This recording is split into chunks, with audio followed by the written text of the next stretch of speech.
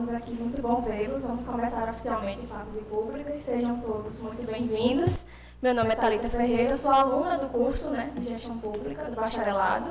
E é uma alegria tê-los aqui e estar aqui apresentando esse evento.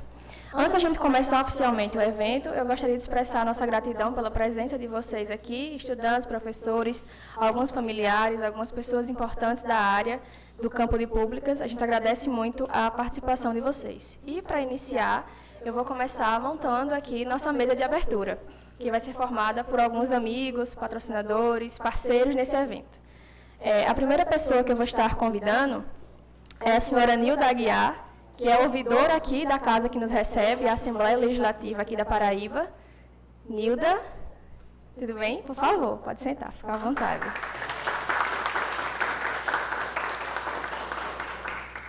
Em seguida a Nilda, eu vou convidar o Dr. Marcos Vinícius, que é presidente da ACAGEPA, Companhia de Água e Esgoto da Paraíba, e também é presidente da Associação Brasileira de Empresas Estaduais de Saneamento, a AESB.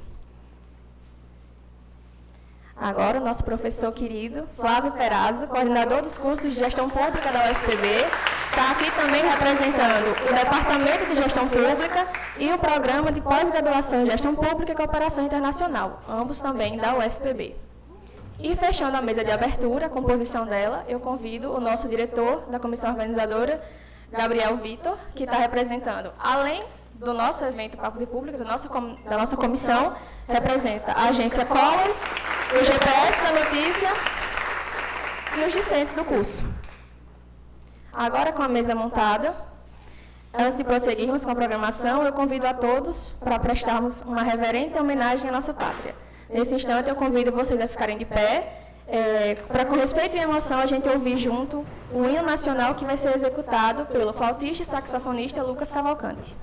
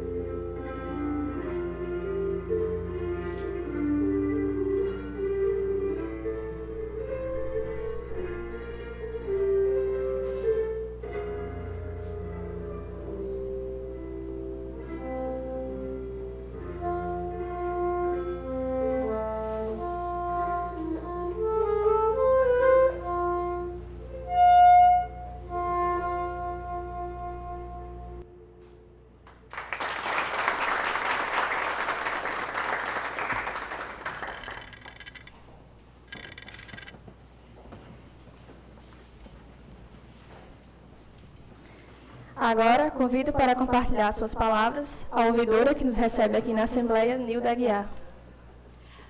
Boa tarde a todas as pessoas aqui presentes.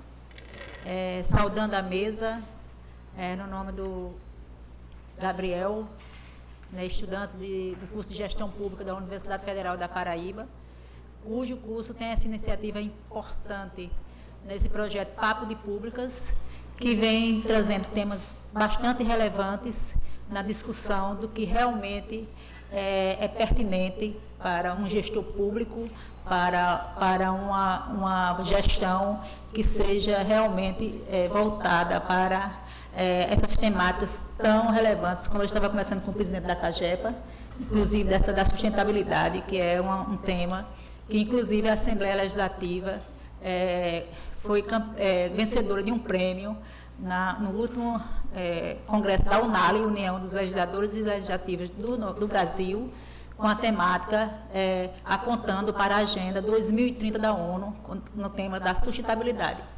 É uma alegria enorme a Assembleia estar recebendo estudantes, a academia, tendo as portas abertas para esse tipo de discussão. Assim, a gente aponta só para o fortalecimento do Poder Legislativo da Paraíba, quando a sociedade civil organizada, quando os estudantes vêm até aqui e ocupam esse espaço, para discutir temas tão relevantes. E esse é o papel da ouvidoria, ser esse canal de comunicação com a sociedade civil, com o cidadão e com a cidadã, para que a casa realmente alcance esse objetivo de estar como sua titularidade de Casa do Povo, fazendo realmente esse papel de estar aberta para esse tipo de discussão e para estudantes, a juventude, que a gente diz sempre, que a Jagama diz que é o futuro desse país, que vai continuar construindo esse país, e a gente fica contente de estar aqui nesse momento. A gente participou da primeira edição do Papo de Públicos na universidade, quando foi a primeira edição, e estamos muito felizes em sediar a segunda edição. Que essa parceria continue, Gabriel, que a gente possa cada vez mais estar discutindo temas que venham engrandecer, que venham apontar para um futuro de sustentabilidade. Um futuro que seja para que a gente tenha realmente um planeta preservado, um planeta que venha assegurar a vida das gerações futuras. Então, mais uma vez repetindo, é uma honra imensa, é uma alegria muito grande estar aqui como representando a Casa Legislativa na abertura desse evento, que é um evento realizado pelos estudantes de Gestão Pública da Universidade Federal da Paraíba, e que nós estamos sediando com muita honra e muita alegria. É isso, e continuemos a nossa parceria, continuamos as nossas discussões. A ouvidoria da Assembleia vai estar aberta, e também, como vocês viram, assim, a receptividade da casa, dos que fazem a Secretaria Legislativa, dos que fazem a mesa diretora, o presidente Adriano Galdino recebeu com muita alegria também, com muita compreensão da importância do debate, e vamos em frente e vamos continuar aprofundando esses debates. Muito obrigada, e fiquem e sintam-se em casa.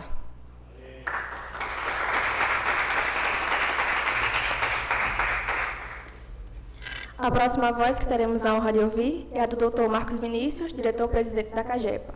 Dr. Marcos Vinícius, por favor. Primeiramente, boa tarde a todos e a todas que se encontram nesse auditório. Eu queria saudar a mesa aqui em nome de todos que compõem, a colega ouvidora Nilda, ao Gabriel, ao professor Flávio e a todos que se encontram nesse auditório. Primeiro, Thalita, eu me senti honrado em ter recebido, enquanto companhia, o convite para estar presente como apoiador desse evento. E, em segundo lugar, o convite formal para estar aqui compondo essa mesa de abertura. Eu sou entusiasta da gestão pública. Eu entendo que a gestão pública hoje ela é imprescindível para que possamos ter um país mais justo, mais igualitário e sustentável. Por isso que eu parabenizo pela escolha do tema, desafios para a construção de um futuro sustentável. É desafiador, eu diria, é desafiador quem faz gestão pública nesse país. Quem procura fazer gestão pública nesse país. Tudo na nossa vida, seja na pessoal, seja na profissional, depende de escolha. E para que a gente possa fazer as melhores escolhas para a sociedade, nós temos que ter bons gestores públicos atuando aonde precisam ser atuados para que as políticas públicas efetivamente possam se prolongar, né? Sustentabilidade requer usar o que nós temos hoje de forma consciente, responsável, para que as próximas gerações possam ter um futuro. Então, por isso que é tão importante a gente tratar de temas como esse que vai ser tratado aqui na tarde de hoje. Eu me sinto honrado, eu digo que, e cito a todos que fazem a Companhia de Água e Esgoto da Paraíba, toda reunião que eu faço com os colegas, eu digo que muitas vezes querem minimizar a atuação da gestão pública, do setor público. Eu sou um entusiasta de dizer o contrário e provar que nós, quando conseguimos trabalhar com planejamento, com organização, com conhecimento, né, e sabendo o que precisa ser feito, a gente consegue sim fazer uma gestão pública adequada, consegue sim fazer uma gestão, e aí está a companhia. Essa companhia em 2015 tinha 5 milhões negativo todo mês na sua conta. Todo mês financeiro era negativo, em 2015, em janeiro. Hoje, terminamos o ano com 100 milhões de investimentos e pagando todas as contas em dia. Gestão pública se faz com milagre? Não. Ninguém tem aqui, os mais jovens devem ter assistido assim como eu, né? Harry Potter, ninguém tem aquela varinha para conseguir resolver os problemas do mundo. Gestão pública se faz com planejamento, trabalho e organização, de seriedade. Então, a vocês eu deixo essa mensagem, né, e digo que, da forma como vamos, tenho certeza, com certeza não estarei como presidente, até porque a gestão pública também tem prazo e tem limite para ocuparmos os cargos. Eu sou funcionário de carreira da Caixa Econômica e devo, ao final do governo, vão voltar para a minha empresa. Estou cedido momentaneamente à CAGEP. Mas tenho certeza que vocês ouvirão muito dessa companhia, de ser uma das melhores companhias do Nordeste. Então, entendam que o papel que vocês têm na sociedade é fundamental e imprescindível para que a gente tenha um futuro mais justo, mais igualitário e sustentável. Então, a vocês, meus parabéns pelo desafio de ter ou buscar assumir essa carreira tão desafiadora, porque não é fácil. Eu não tive a oportunidade, assim como vocês, estudar gestão pública com profundidade. Eu fui alçado à gestão pública e fui forjado na cadeira pela Caixa Econômica Federal. Eu sou engenheiro de formação, bacharel em Direito, mas tive que assumir a função em virtude da minha profissão e a partir daí a gente teve que estudar e aprender gestão pública. Quando a gente aprende e estuda, a gente vê o quanto é bom poder fazer gestão pública. Então, a todos vocês desejo uma boa tarde de trabalho, parabéns pelo evento, parabéns pelo discorrer da tarde de hoje, um tema tão importante como a sustentabilidade. Um abraço a todos e desejo um bom evento.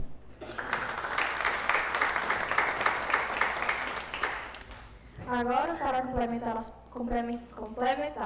as palavras inspiradoras do Dr. Marcos Vinícius e entender melhor um pouquinho sobre a CAGEP, a gente vai acompanhar um vídeo institucional da empresa.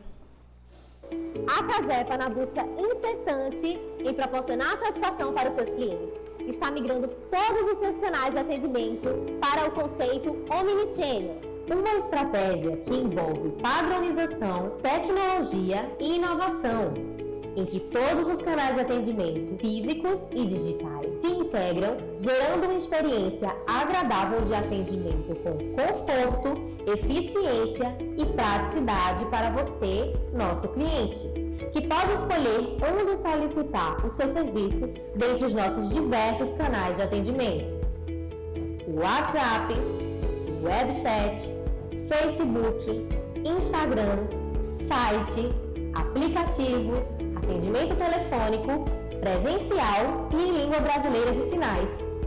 É a CAGEP investindo em tecnologia e na capacitação de seus profissionais, ciente da sua responsabilidade social e do papel fundamental que desempenha na vida das pessoas como agente que promove saúde pública e qualidade de vida.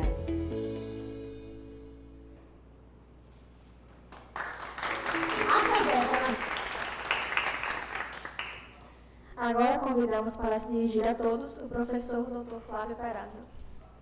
Boa tarde. Então, eu quero primeiro expressar a minha felicidade de estar aqui hoje com vocês. Eu confesso que eu fico até emocionado, né, de ver esse tipo de evento sendo realizado, porque ele é totalmente um fruto, né, do esforço dos nossos estudantes. Eu estou coordenador, né, já há algum tempo, e a gente tem a participação de apoio, mas aquele apoio muito mais moral, né, o apoio que a gente tem, né, o resultado do que a gente está vendo aqui hoje é fruto desse esforço, né, isso deixa a gente muito feliz enquanto docente, muito feliz, né, enquanto na função de coordenador. E agradeço assim também, né, a Assembleia por estar abrindo esse espaço para que esse evento aconteça aqui. O nosso curso ele existe já desde 2010, então nós vamos agora em agosto de 2024 completar 14 anos de existência, desde o seu início, né, na modalidade tecnólogo, e agora desde 2018, 2017 na modalidade bacharelado. Isso significa que a gente já tem um tempo de estrada, né? Nós já temos um conjunto de pessoas, né, de estudantes que foram formados, que são gestores públicos, e a gente tem o desafio de tentar, né, ocupar espaços, né, como já foi falado, né, a importância da gente formar pessoas para que ocupem, né, cargos de gestão dentro do setor público. E aqui a gente já tivemos algumas experiências, já tivemos algumas, né, situações, concursos públicos que já foram abertos e que não previram, né, o ingresso do nosso curso. Isso aqui continua sendo uma luta da coordenação de todos os professores que fazem parte do Departamento de Gestão Pública. E eu fiquei muito satisfeito da gente poder estar aqui no Poder Legislativo na tarde de hoje, que é um dos espaços em que a gente ainda precisa, né, de mais inserção. A gente conseguiu bastante sucesso na inserção no Executivo Estadual. Então, tem vários estudantes nossos que são estagiários na CAGEPA, por sinal. Tem muitos estagiários nossos na Secretaria de Administração e outras secretarias aí do Governo do Estado. E a gente precisa agora tentar também se inserir no âmbito do legislativo, né, para se aproximar, para que a gente possa pensar ações conjuntas, unir esforços em prol aqui do nosso curso e do desenvolvimento do nosso Estado. Então, eu só tenho a agradecer, né, como eu falei, por essa oportunidade, por a gente estar aqui hoje, por debater um tema bastante relevante e por a gente poder, né, chegar aqui na Casa, né, Legislativa do nosso Estado. Então, muito obrigado. Desejo um excelente trabalho para a tarde de hoje e que seja, né, bastante proveitoso aí para todos.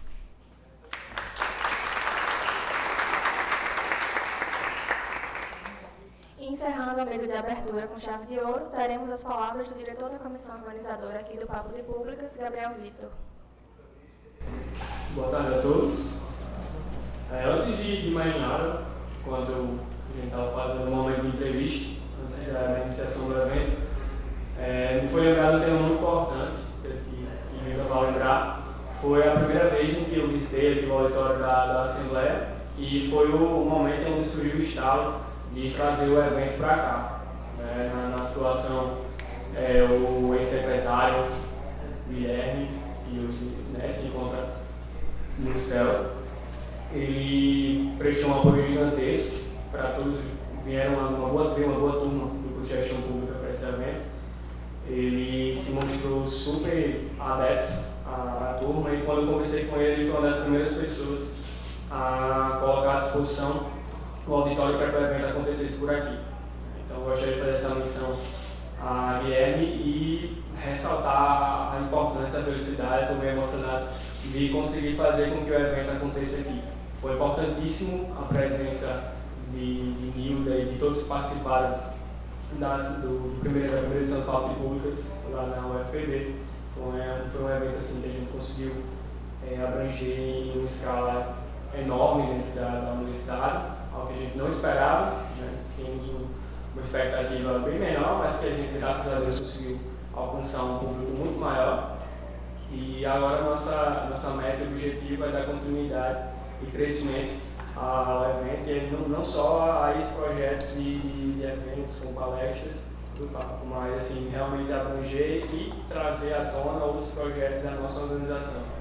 E aí, voltando à mesa, né, agradecer a presença e a colaboração do professor Flávio. Só ele sabe o quanto eu aperrei nas tardes de aula lá na UFPB, para que a gente pudesse trazer todo mundo para cá. Aqui tem diversos alunos de diversos períodos, desde o pessoal que está chegando agora, a turma do P1, desde pessoas que estão quase se formando, tanto no auditório nos assistindo, quanto também na mediação do evento, na comissão organizadora. E aí deixo também um agradecimento especial à ouvidoria que fez essa ponte entre a academia e a Assembleia Legislativa, a Dr. Marcos Vinícius e também a Dr. Isaac, lá da CAGEPA, que foram super solícitos a todo momento, enquanto nós fazíamos o diálogo para que a CAGEPA viesse a ser uma das patrocinadoras do evento, e principalmente a toda a comissão de organização do evento, que vem aí comigo desde 2023, trabalhando, suando, para que a gente realmente possa ter um evento que seja agradável a todos vocês, que realmente agregue na carreira de vocês como gestores públicos. A gente costuma falar muito dentro da comissão que o maior objetivo do Papo de Públicas é mostrar para quem está na nossa graduação, não só do bacharelado de gestão pública, mas de todo o campo de públicas, que assim que a gente encerra a graduação, nós temos espaço e que existem temas diversos que a gente pode pautar e se inserir. Sustentabilidade é um dos sistemas, é um dos meus favoritos, e acredito que mais seja isso. Em breve a gente vai, ao desenrolar do evento, escutar um pouco mais sobre a pauta principal, que é a sustentabilidade.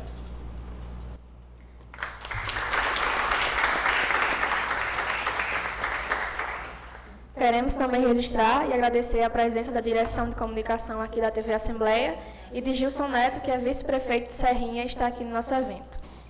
E aí, encerrando a mesa de abertura, a gente agradece sinceramente a todos que estiveram aqui conosco, que compuseram essa mesa. Convido vocês a desfazer a formação, mas continuar acompanhando o evento conosco e aproveitando as palestras e as oportunidades de aprendizado que nós teremos aqui no decorrer do evento.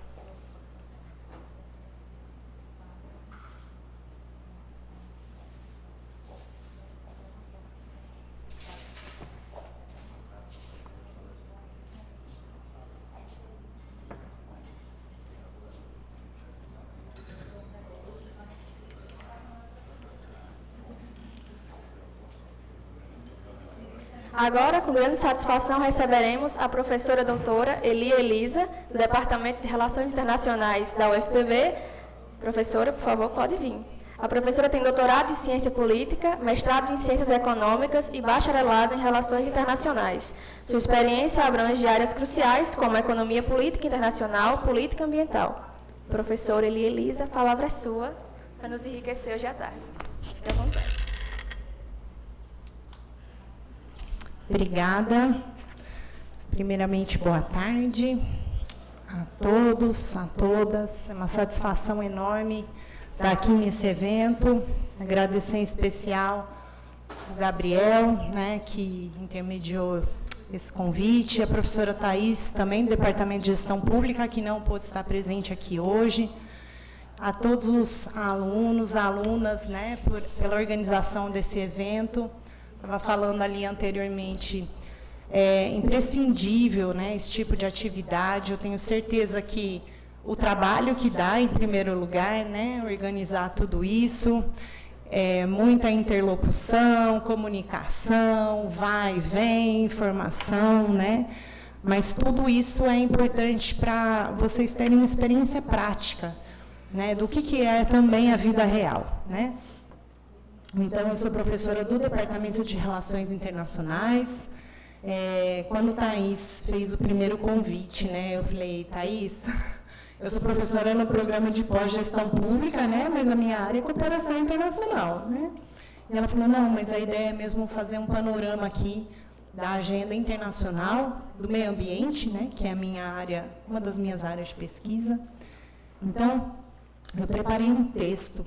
Na verdade, espero que não fique muito cansativo, tentei trabalhar um pouco aqui nele, mas a minha ideia é justamente trazer um reflexo do que representa a ciência no mundo político, certo? Então, toda vez que tiver política no meu texto, você pode fazer um paralelo com gestão pública, certo? Também isso.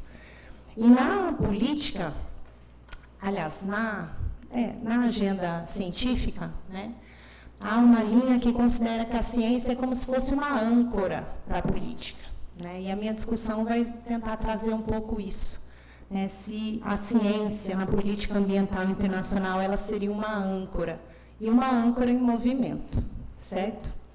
Então, apesar de muitas vezes o conhecimento científico ter sido usado para fins não pacíficos, um exemplo clássico da bomba nuclear, né, o filme está aí, Netflix também tem aí algumas séries que estão falando sobre isso. A ciência e a política elas são forças que podem superar conflitos. E a ciência pode apoiar ações para lidar com problemas enfrentados pela humanidade e para a construção, implementação e monitoramento de políticas públicas baseadas em evidências, informando decisões que impactam a vida de milhões de pessoas. Isso porque o método científico, né, que é adotado pelos cientistas, né, nós lá na academia, que atuamos de forma colaborativa e também um pouquinho competitiva, né, a gente tenta ser norteado pela transparência, replicabilidade e o mérito do conteúdo. O professor Perazzo está aqui, professor de métodos, eu tenho certeza que já devem ter escutado isso dele também. E se não escutaram dele, vão escutar de mim.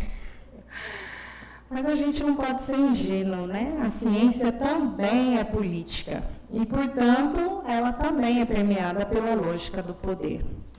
As questões ambientais, que a sustentabilidade, a gente tem que pensar na questão ambiental, como foi falado aqui já na primeira mesa, elas são um excelente caso, né, de investigação para a gente estudar essa conexão entre ciência e política, tanto pela ótica internacional, que é a que eu vou tentar, né, dar um panorama mais prático para vocês, e também pela dimensão doméstica e até local. Né? Nessa fala, por conta do tempo, eu vou me ater à apresentação de 3 agendas de destaque internacional, mas que também tem grande interesse para a realidade paraibana. Eu vou falar um pouquinho sobre o panorama na agenda dos oceanos, falar um pouco das negociações internacionais nesse bioma, e também quero passar rapidamente pela questão das mudanças climáticas, né, porque é um tema que está na pauta, e também falar rapidamente sobre transição energética. Então, falando mais de oceano, né, todo mundo vem aqui para Paraíba, não tem como não pensar no mar, né, a gente olha para o mar, tenta passar pelo mar, vocês vão perceber, eu não sou daqui, né? Eu sou do interior de São Paulo e eu moro aqui na Paraíba já há 13 anos. E aí eu lembro que logo que eu me mudei para cá, eu falava, todo lugar que eu quero ir, eu quero tentar passar pela praia. Aí com o tempo eu vi que não dava, né, para ficar passando pela praia para chegar nos lugares. Mas sempre que dá, eu tento dar uma passadinha para o mar, né? Se ciência tem a ver com descoberta, o desconhecido abunda em várias partes do oceano. E muitas questões permanecem sem resposta pela ciência. O oceano sustenta a vida no planeta, fornecendo alimentos, regulando o clima, ofertando serviços ecossistêmicos essenciais e também o lazer. A nossa relação com o oceano não é apenas econômica, mas é também social e até espiritual, né? O ambiente marinho, ele é considerado um bem comum global e é do interesse da humanidade preservar e utilizar de forma sustentável os seus recursos e serviços. Mesmo regiões sem acesso ao mar dependem de sistemas de transporte marinho. E sendo um bem comum global, para quem também já estudou isso, eu acredito que em gestão pública vocês estudam, existe um problema de ação coletiva. Né? Quem vai pagar a conta para manter o mar, né, bom, né, o suficiente para a gente poder desfrutar desses sistemas, né? E o oceano ele acaba sendo muito impactado pelas atividades humanas, como a sobrepesca, a poluição, emissões de carbono que vão levar ao problema da acidificação, ocasionando a perda da biodiversidade e o comprometimento da qualidade dos serviços ecossistêmicos. A governança dos oceanos depende tanto de políticas e regulamentos nacionais e estaduais, assim como da cooperação internacional. Destaco aqui as unidades de conservação do bioma na Paraíba. Então, aqui na Paraíba, a gente tem o Parque Estadual Marinho de Areia Vermelha. Acredito que alguns já devem ter visitado esse parque. mais recentemente, foi criada a Área de Proteção Ambiental Naufrágio Queimado. Ambas iniciativas tiveram amplo apoio da comunidade científica local. E algumas delas, né, o Naufrágio Queimado é uma área que ainda está em construção, né, o plano gestor dessa APA e tudo isso. Os cientistas, eles estão em posição privilegiada para identificar e compreender fenômenos antropomórficos no oceano, podendo monitorar diferentes respostas técnicas e políticas, respaldando com evidências a tomada de decisão. Eu não falei aqui sobre a Covid, mas eu acho que todo mundo deve ter vivido isso, né? Na época da Covid, a questão de uma decisão baseada em evidências científicas. Internacionalmente, por exemplo, no âmbito da Comissão sobre os Limites da Plataforma Continental, cientistas apoiam a política das fronteiras, já que as definições do limite de exploração de 200 milhas náuticas da Convenção de Direitos do Mar refere-se ao fundo do mar, e não à coluna de água e o espaço aéreo logo acima. Há grandes áreas oceânicas em disputa para a exploração comercial de recursos vivos e não vivos, incluindo petróleo e gás.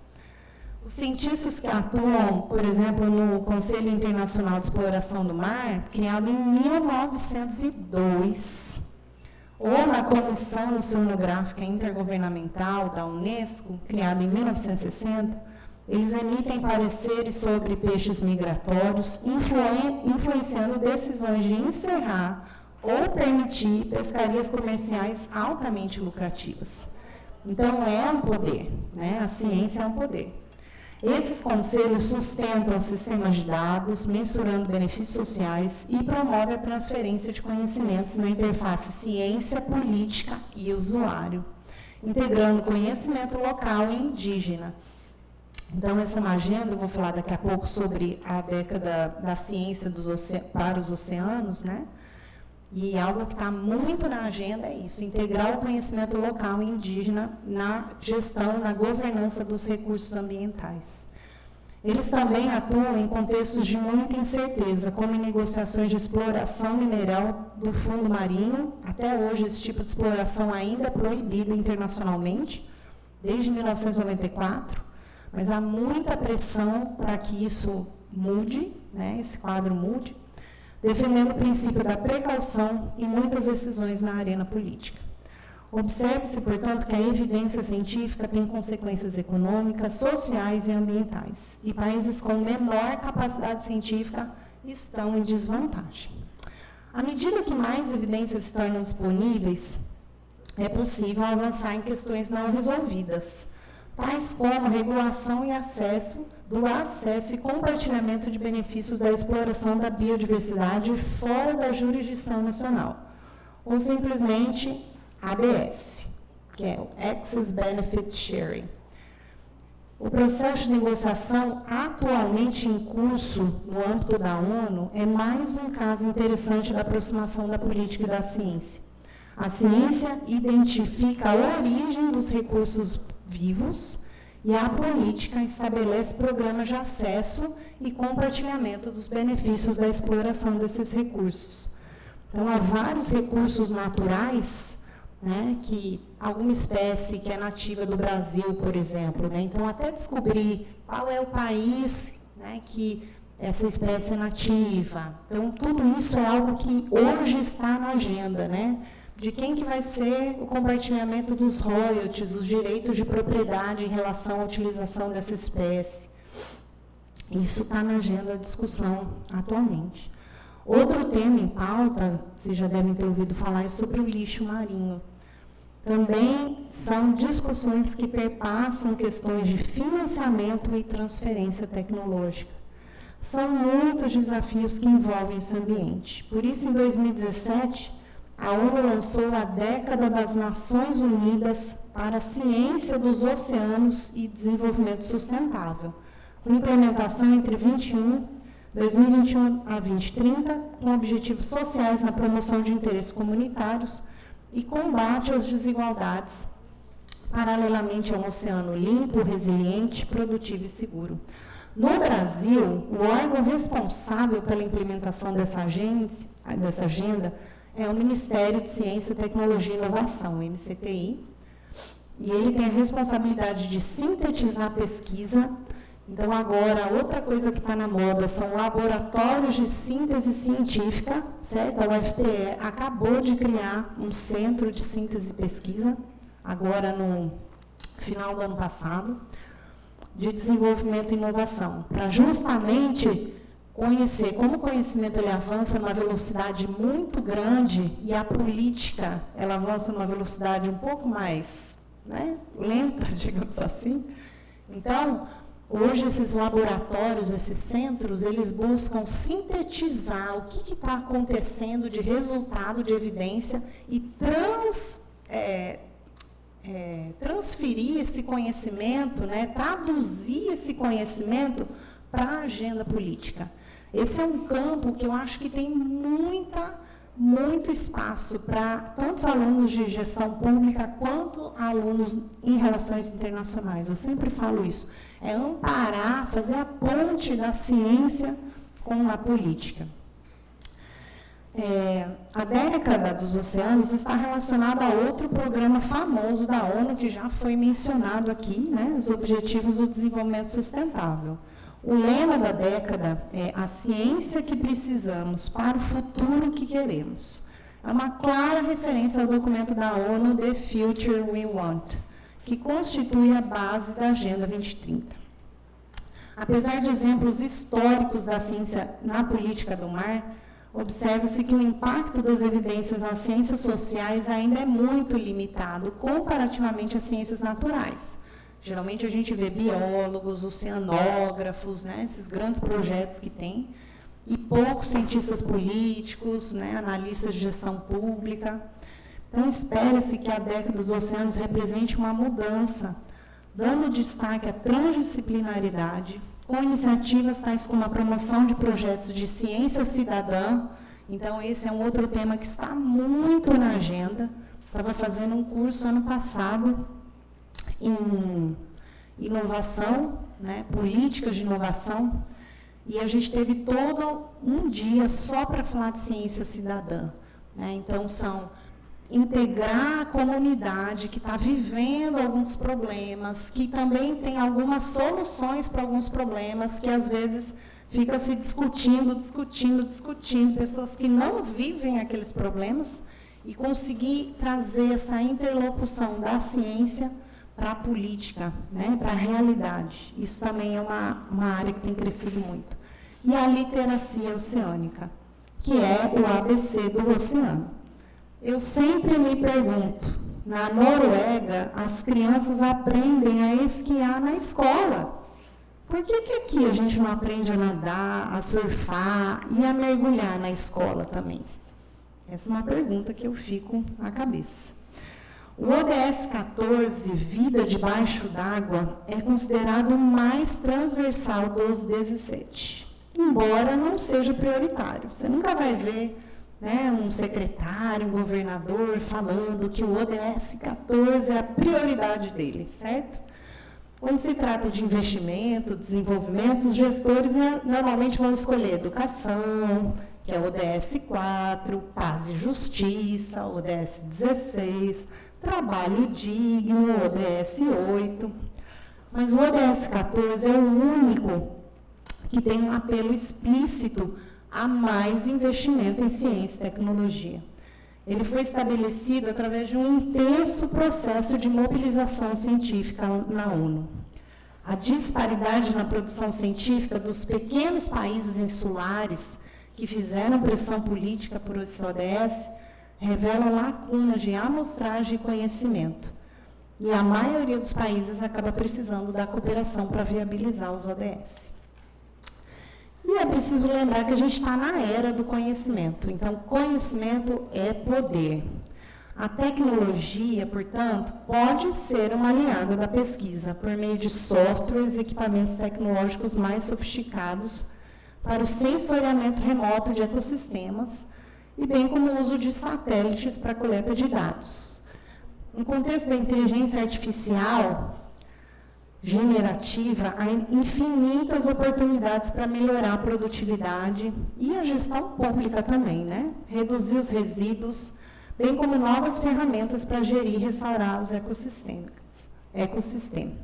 Hoje, não sei se vocês já ouviram falar, existem os Ranger Bots. Eles são drones subaquáticos, semi-autônomos, que navegam na Grande Barreira de Corais, lá na Austrália, e eles localizam e matam predadores de corais. Lá também tem os Larva Bots, e eles são responsáveis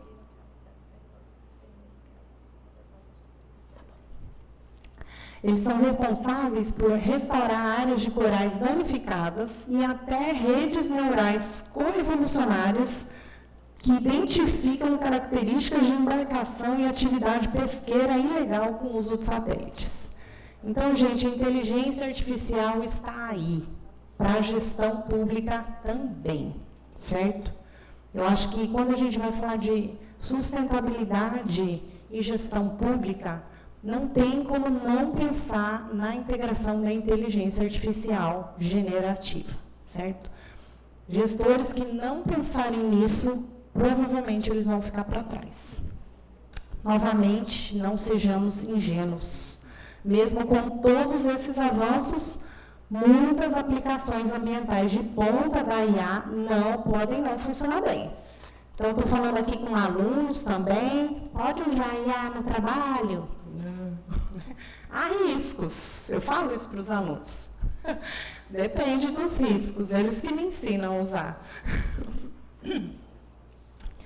Destaca um risco, um possível aumento da gestão tecnocrática, ignorando prioridades das comunidades na governança ambiental, indo na direção oposta dos avanços teóricos na área. Então, se eu falei lá no começo, que hoje a ideia é integrar o conhecimento de comunidades locais, comunidades indígenas, né, e considerar as dimensões sociais no processo político, a inteligência artificial ela pode ir no sentido contrário, de priorizar a técnica, né, a tecnologia. Em termos de produção científica, isso também pode significar uma diminuição da transparência e da responsabilização.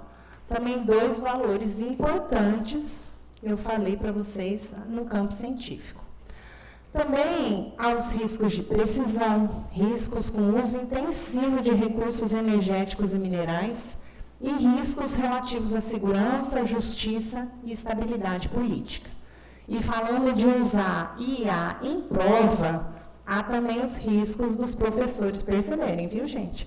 A gente tem os grupos de professores e ali rola solto. Gente, as respostas vieram todas iguais. E também tem esse risco, né? Bom, eu falei um pouco de oceano, agora eu vou falar um pouco de agenda climática. A agenda climática está na crista da onda no Brasil, por conta da realização da COP30 em Belém. Apesar disso, o mundo está distante de alcançar metas de mitigação de gás de efeito estufa. Se 2022 foi um ano atípico em termos climáticos, que dirá em 2023, um ano mais quente da história. Quem passou calor aqui o ano passado? Todo mundo, né? Essa também é uma agenda que foi construída em colaboração de cientistas e tomadores de decisão. O IPCC, Painel Intergovernamental de Mudanças Climáticas, é um fórum que reúne renomados cientistas de todo o mundo que trabalham de maneira voluntária na consolidação e tradução de recomendações políticas de resultados na produção científica internacional. Até o ano passado, nós tínhamos uma brasileira, né, a Thelma, que ela era vice-presidente no IPCC, mas ela largou o posto. Bom, o interesse científico e político sobre mudanças climáticas foi despertado pelo monitoramento de níveis atmosféricos do dióxido de carbono, cuja mensuração começou no final dos anos 50, nem faz tanto tempo assim. O consenso científico sobre a determinação antropogênica das mudanças climáticas foi amplamente divulgado por empreendedores políticos. Somada à oportunidade do consenso científico da urgência do tema, que previa algumas catástrofes, né, A gente sempre ouviu falar disso e agora a gente está vivendo algumas dessas catástrofes. O começo dos anos 90 possibilitou uma maior predisposição à negociação e reflexão sobre a dinâmica internacional no sentido mais cooperativo. Aí foi em 1992, os mais velhos vão lembrar da ECO 92, quem é mais novo, né, você vai ver vídeo, foto, e foi na ECO 92 que foi assinada a Convenção Quadro, né, das Mudanças Climáticas. A definição da agenda ambiental ocorreu dentro de um sistema complexo e adaptativo, em contínua interação entre agentes. Então, só um parênteses aqui, diferente de outros acordos internacionais, né, em termos de sofisticação legislativa, a Convenção Quadro de Mudanças Climáticas ela é bem sofisticada, porque ela é flexível. Então, isso é uma questão política muito importante. Você não faz políticas que elas, daqui 10 anos elas vão estar, né, vão se caducar, elas vão estar fora de contexto. Não. A Convenção Quadro, através das COPs e permitindo os protocolos de 10 em 10 anos, eles vão regulando, né, melhor essa grande convenção e essa agenda que foi estabelecida naquele ano. Por isso que até hoje, a gente está em 2024, e até hoje a gente faz referência a essa convenção, porque ela mesma previu dispositivos institucionais para ela continuar, né, funcionando e se adaptando ao longo do tempo. Cientificamente, hoje, não cabe mais a questão se mudança climática é real ou não, ou se ela é antropogênica ou não. Tudo isso é aceito com quase unanimidade pela comunidade científica. O que se discute hoje é a dimensão do fenômeno e a velocidade do aumento das temperaturas e as consequências. Isso realmente ninguém sabe. Tem gente que fala que já atingiu 1,5, tem gente que fala que 1,5 vai atingir até 2050, se continuar no cenário, né? Então, isso ainda é discutível. Por isso, o IPCC usa cenários otimistas e pessimistas, para que gestores públicos e privados, tomadores de decisão e a sociedade, possam conceber políticas públicas de mitigação. E eu quero dar destaque aqui para o caso brasileiro, a gente tem que pensar em políticas públicas de adaptação. Porque mitigação, o Brasil está até bem, né, com exceção da questão do desmatamento. Agora, a adaptação, eu posso apostar que a maioria das prefeituras não está preparada para isso. E esse ano o governo brasileiro, né, nacional, está lançando diretrizes e políticas de adaptação.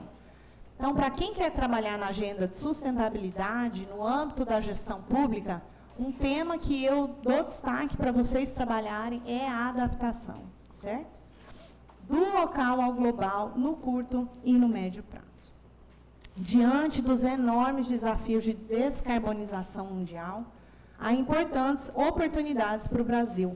Ontem o Banco Central estava lançando, né, alguns títulos verdes, enfim, então o Brasil está trabalhando nessa agenda da transição ecológica, transição energética, todos esses temas. Além da participação de fontes como eólica, solar, que já contemplam a realidade no Nordeste, embora também tenha trazido novas problemáticas e desafios, há o potencial na agenda do hidrogênio verde. Alguns estados da região aqui, como o Ceará tem feito, estão despontando no sentido de promover ecossistemas tecnológicos nessa nova onda de oportunidades da aproximação do conhecimento técnico e da política. Então, eu falei de oceano, eu falei de mudança climática, falei de transição energética, certo? Mas tudo isso, toda essa aproximação da ciência e da política, ela é permeada pelas incertezas. Aliás, eu sempre falo para os alunos que a gente nunca vai apagar a incerteza e a dúvida. Pelo contrário, a incerteza e a dúvida a gente tenta minimizar, né, os intervalos de confiança. A gente tenta, então, sempre trabalhar com a incerteza e a dúvida, mas a gente tenta trazer mais evidências para conseguir, né, trazer mais sustentação, né, e uma informação mais robusta. Então, as incertezas também, elas rondam muito hoje a comunicação política. Então, eu falei aqui de algumas agendas, né, oportunidades que vocês podem pensar, e uma importante é a comunicação política. Então, diante dessas incertezas da comunicação política, conflitos armados em andamento, estamos vivendo isso, riscos de fornecimento de energia, colocam a pauta ambiental mais à margem na agenda internacional. Ela não é a principal, dificilmente, né? Os principais temas da agenda política ambiental internacional hoje relacionam-se a questões políticas, de discussões sobre compartilhamento dos custos e dos benefícios da governança dos recursos naturais. E esse também é o tom nas negociações da poluição dos oceanos, que eu falei. Diminuir o consumo dos plásticos é bom, mas quem vai pagar a conta para tirar o lixo que já está no oceano? Quem vai bancar a necessária transição tecnológica para a sociedade de consumo se livrar de um material tão necessário e versátil, mas, ao mesmo tempo, tão poluidor e com sérias implicações à saúde pública? Quem vai pagar a conta se os cálculos da geoengenharia climática derem errado? Hoje, o Comitê Científico do IPCC não tem nenhum representante de país de sul global nesse Comitê de Geoengenharia Climática. Depois, quem não sabe o que é, eu convido vocês a estudarem um pouco sobre o assunto. É muito importante, a não ser a China. A China está nesse comitê. Fundos de perdas e danos levantam a bandeira sobre quem paga a conta para implementar mecanismos de adaptação dos desastres climáticos. E, no fim, a hora que o país consegue negociar isso, aqui dentro, é nas cidades que os desastres acontecem. São as cidades que têm os postos de saúde pressionados, com cidadãos precisando de atendimento hospitalar. É no local que precisam estar as soluções e os recursos técnicos e financeiros para resistir e se adaptar preventivamente, compensando perdas resultantes de uma má governança do meio ambiente no âmbito global. Então, existe toda essa coordenação política nas diferentes esferas e níveis de poder. E se a gente vai estudar um pouquinho da política brasileira, a gente vê que no âmbito nacional, federativo, você tem concursos, né, existe uma mão de obra técnica e geralmente muito bem qualificada. Agora, quando a gente vai para o município, para os pequenos municípios no Brasil, muitas vezes são pessoas indicadas, né, que vai ali com o que ela conhece, não tem aquela qualificação. E como é importante ter gestores, que nem vocês, que têm uma formação, né, como foi falado aqui hoje, técnica para isso, para entender o que está se fazendo ali, né, por que eu estou aqui, o que eu quero levar para essa comunidade, para esse município. Em um contexto em que os governos nacionais não conseguem implementar soluções eficazes para os problemas globais e a confiança na ciência também diminui, o envolvimento público torna-se essencial. As ciências sociais, elas podem fornecer evidências para melhorar o envolvimento político e a aceitação da ciência nos processos de tomada de decisão. Ao longo da história, e até entender o que é ciência. Certo? Na época da Covid, eu lembro que ficava toda essa discussão. Olha esse paper aqui, está falando isso. Olha aquele paper ali, está contradizendo esse outro. Né? E como a gente é da área acadêmica, a gente sabe que é assim que a ciência avança. É um desafiando o outro, é um método complementando o outro método. Não é só porque experimental que é bom, tem outros métodos que também são bons. Hoje vai dar entrevista para um jornal, se você não fez experimento, nem serve o seu método, nem serve o seu resultado. E experimento em ciências sociais não é uma coisa fácil, né, Flávio? A gente tem que controlar uma série de coisas. Então, as pessoas precisam entender como é que funciona também o conhecimento científico. Ao longo da história, observamos, então, a ciência e a política aproximarem-se para enfrentar os desafios globais, embora a superação das tensões políticas e a construção de um diálogo baseado na ciência ainda parece distante. apesar de pequenas iniciativas, até no caso da exploração do continente antártico. Esse é um caso, né, que sempre aparece na ciência, de cooperação internacional baseada na ciência. Mas o interesse está lá. A Antártica é um território cheio de recursos, né, em potencial. Os custos associados às infraestruturas de investigação são elevados. E muitos são os desafios para desenvolver e manter capacidades científicas. Por isso, a necessidade de cooperação em todos os níveis de poder. Apesar dos percalços de crescentes forças de desinformação, caminha-se no sentido da transdisciplinaridade. A eficácia dessas iniciativas pode proporcionar um futuro, talvez não com menos incertezas, mas com maior possibilidade de lidar com as adversidades. Obrigada.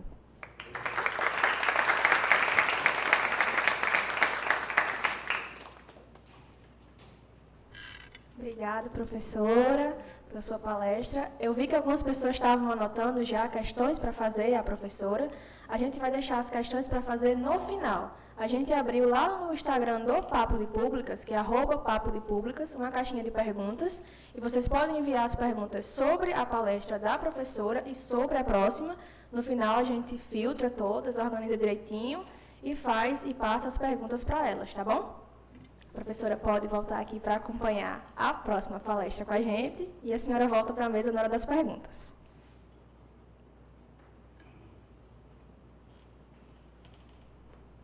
Agora, é com grande expectativa, com grande alegria, que a gente segue nossa jornada recebendo a senhora Rafaela Camaraense, secretária de Meio Ambiente e Sustentabilidade do Estado da Paraíba. Rafaela começou sua trajetória notável, pode ir indo. Rafaela começou sua trajetória com 18 anos, trajetória política, é formada em Direito e Gestão Pública. Em 2022, conquistou o cargo de deputada estadual e atualmente é nossa secretária de Meio Ambiente e Sustentabilidade do Estado da Paraíba. Pode ficar à vontade. Boa tarde. Rapaz, eu vim para cá e ela já jogou logo a responsabilidade, né? Dizendo da expectativa. Eu espero pelo menos chegar um pouco perto, a contento aí de vocês. Primeiramente, queria aqui agradecer o convite, dizer que fico muito lisonjeada de poder estar aqui diante de vocês, passando um pouco da experiência que nós temos hoje na secretaria. Quero também parabenizar aqui a professora pela palestra. Sempre é uma oportunidade da gente estar também aprendendo. Parabenizar também os alunos, né? Pela iniciativa de um momento como esse. É muito bacana a gente poder perceber que tantos jovens, eles estão atentos ao que nós estamos vivendo atualmente e, sobretudo, jovens que buscam se capacitar cada vez mais para integrar esse mercado de trabalho que exige muito da gente. Estou hoje secretária de Meio Ambiente e Sustentabilidade do Governo do Estado da Paraíba. Já estive deputada nesta casa, onde trouxe algumas pautas pertinentes também ao meio ambiente aqui do nosso estado.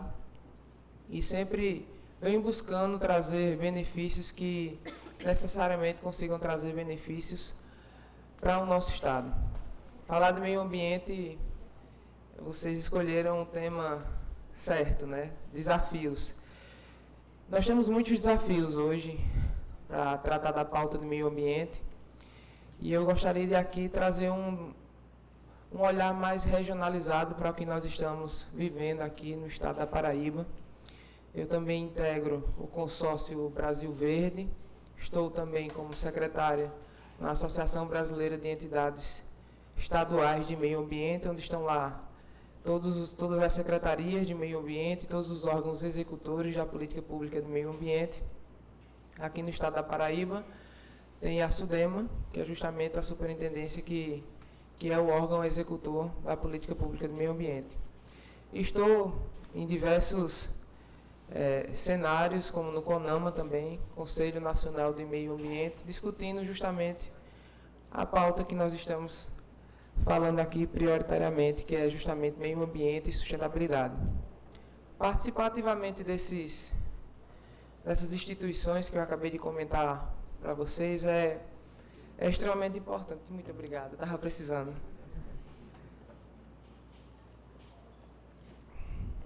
É extremamente importante e estratégico. Eu também sou gestora pública e falar em gestão pública e meio ambiente é justamente a gente também trazer um olhar mais estratégico do que a gente quer chegar em alguns anos. É conseguir traçar planos de médio e longo prazo, porque falar de meio ambiente também é isso. Falar de meio ambiente é não ter resultados tão objetivos rapidamente. Obviamente, a gente consegue ter esses resultados quando algo emergente acaba acontecendo. E, infelizmente, nós vemos diversas tragédias ambientais acontecendo e aí a gente precisa ter uma ação necessária mais urgente para conter os danos ambientais. Mas o que eu falo em conseguir trazer planos de médio e longo prazo é fazer com que o que nós estamos sentindo hoje, por exemplo, esse aumento de temperatura, e, infelizmente, a perspectiva é de piora, é tentar mitigar isso, né? Fazer com que também nós tenhamos adaptação climática. A professora falou que vários estados, vários municípios, de fato, não estão olhando para a questão da adaptação. E falou também da questão da necessidade técnica que a gente encontra em alguns municípios. E é bem verdade. É tanto que no estado da Paraíba nós estamos viabilizando, fazer com que nós tenhamos esses planos de adaptação e mitigação às mudanças climáticas nos municípios através da condução do governo do estado. Porque os municípios eles estão sufocados com as demandas diárias, né? São questões urgentes, muitas vezes de infraestrutura, de saúde, e muitas vezes não se atentam a essa questão que também é urgente, mas que às vezes não está sentindo na urgência como é uma saúde, muitas vezes não se atentam às questões ambientais. E aí nós estamos fazendo isso através do governo do estado e com a anuência do governador João Azevedo. Mas fazer com que os municípios venham para o debate não é algo simples, né? Nós temos muitos municípios pequenos aqui no estado da Paraíba e às vezes é preciso acontecer algumas coisas ruins para que a gente consiga contato com esses municípios. Ano passado nós tivemos um grande incêndio aqui no sertão paraibano. Nós tivemos aproximadamente 100 pessoas envolvidas no combate a esse incêndio, na serra, ali em torno da Serra de Santa Catarina, no Alto Sertão Paraibano. E esse incêndio durou quase 15 dias e trouxe muita degradação ambiental.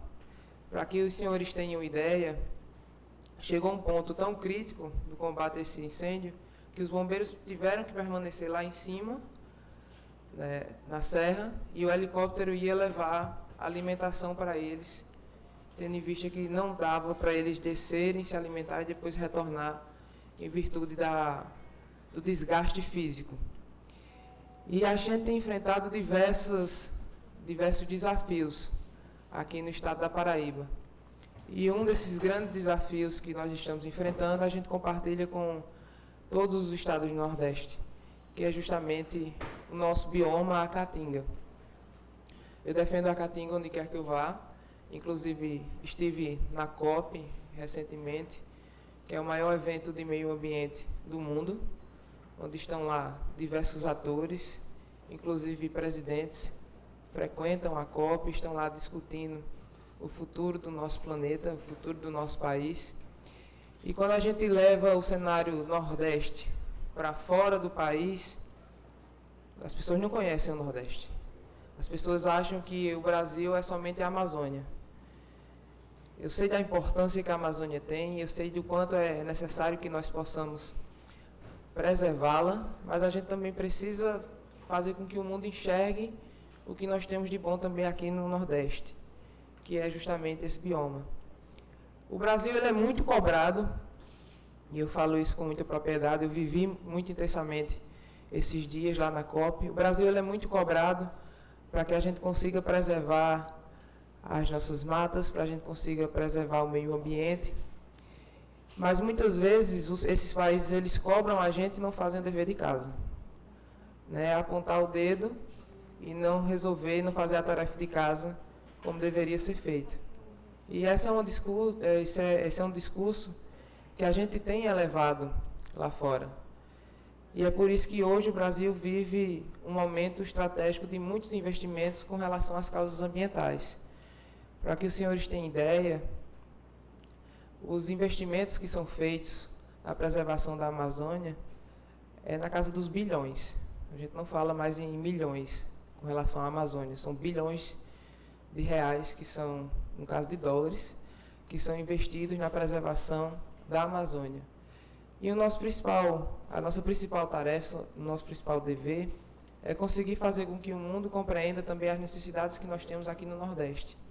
A gente tem passado por um processo de desertificação extremamente severo. Existe um local na Bahia que já é considerado como árido, não é mais nem semiárido. Ou seja, está cada dia mais piorando. E o que acontece? A gente tem passado por períodos mais secos, ou seja, menos umidade, ventos, e isso é um cenário extremamente propício para queimadas, por exemplo. E aí a fauna sofre, a flora sofre, mas sofre muito também o ser humano, porque a gente acaba respirando esse ar. Na Amazônia, por exemplo, alguns hospitais ficaram superlotados em virtude de problemas respiratórios provenientes das queimadas na Amazônia. E aqui na Paraíba, nós tivemos a grata satisfação de ter combatido este evento, que foi a queimada lá na Serra de Santa Catarina, a contento a ponto de não trazer tantos malefícios à saúde do ser humano. Mas para que os senhores tenham ideia da proporção do que é isso, ano passado nós tivemos 6.000 focos de incêndio somente no estado da Paraíba. Então, é um dado extremamente alarmante e que nos traz muita preocupação. A gente consegue monitorar esses focos hoje por satélite. A tecnologia ela é uma aliada muito grande do meio ambiente e da sustentabilidade. Nós hoje fazemos a varredura do nosso estado através de diversos satélites para cruzar esses dados e efetivamente entender quais são os pontos mais críticos que nós temos. Mas é um trabalho muito árduo, então é por isso que eu trago aqui também como um grande desafio. E concomitantemente a isso, nós temos várias obras estruturantes aqui no estado da Paraíba que precisam também a atenção do meio ambiente. Inclusive, investimentos em energia renovável. A Paraíba tem tido um grande aumento de energias renováveis, tendo em vista o nosso potencial de produção de energia eólica e energia fotovoltaica, e que isso é um ambiente necessário e favorável para conseguir ter a produção, por exemplo, do hidrogênio verde, como a professora trouxe. Mas fazer com que isso aconteça requer diversos esforços nossos, porque não existe nenhum empreendimento, não existe nenhum tipo de obra que não cause impacto ambiental. E é por isso que isso é uma das coisas que a gente precisa trazer para o debate. Qual é o grau de impacto ambiental que a gente consegue aceitar para ter um nível, por exemplo, de ganho econômico para o Estado? E essa é uma conta que não é fácil de ser feita. E falar de meio ambiente, falar de sustentabilidade principalmente, é trazer esse equilíbrio para o ponto de discussão. E quando a gente trata em equilíbrio, é saber que a gente precisa preservar o meio ambiente, mas a gente também precisa falar necessariamente do que as pessoas estão passando em suas comunidades, por exemplo. Muitas vezes a escassez de emprego, a vulnerabilidade com relação à insegurança alimentar ela é muito grande. E aí a gente precisa conseguir trazer essas discussões para um ponto de equilíbrio, e a gente também faz isso no meio ambiente e sustentabilidade. Muitas pessoas acham que falar de meio ambiente é somente falar em natureza, é somente falar em animais, em plantas, em árvores, mas não é somente isso. Falar de meio ambiente é necessariamente falar de pessoas, falar de como é que a gente quer esse nosso planeta. E antes a gente falava assim, preciso cuidar do nosso planeta, preciso cuidar do meio ambiente por conta das gerações que estão vindo. Na verdade, não. A gente precisa cuidar do nosso planeta por conta da nossa geração que está aqui hoje. Porque nós estamos sofrendo hoje esse aumento da temperatura do nosso planeta, mas vai ficar muito pior. E nós já estamos hoje num ponto de inflexão muito grande. Ou seja, não dá mais para a gente voltar a ser como era antes. O que realmente dá para fazer é conseguir mitigar esses efeitos adversos que são provenientes do que a gente percebe hoje que o mundo tem feito. E a natureza ela sofre muito em virtude, muitas vezes, do não planejamento. E a gestão pública ela é essencial para isso. A gente precisa ter um planejamento. Ter esse plano, como eu falei, de médio e longo prazo, é essencial para que a gente consiga ter as condutas estratégicas necessárias para conseguir reverter muitas coisas que nós estamos vendo, Paraíba aí afora, Brasil aí afora. Eu compartilho das problemáticas que nós temos aqui no nosso estado com diversos outros estados e eles passam por situações muito semelhantes à nossa.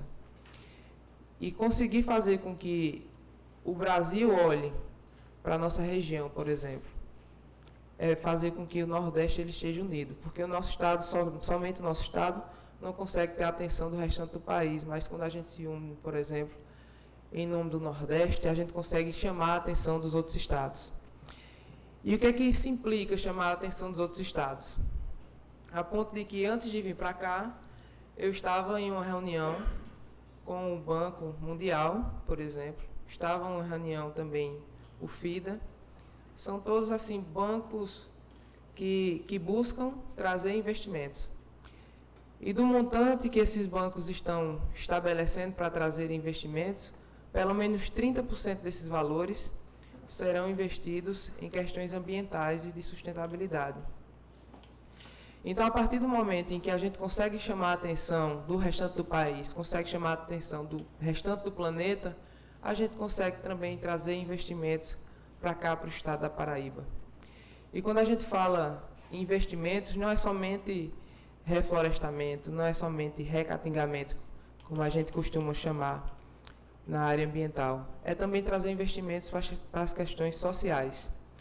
Nós conseguimos recentemente um investimento de 150 milhões de reais e esse investimento está totalmente atrelado às questões ambientais, mas também está muito atrelado às questões sociais, porque nós vamos beneficiar aproximadamente 48 mil famílias aqui no estado da Paraíba com sistemas agroflorestais.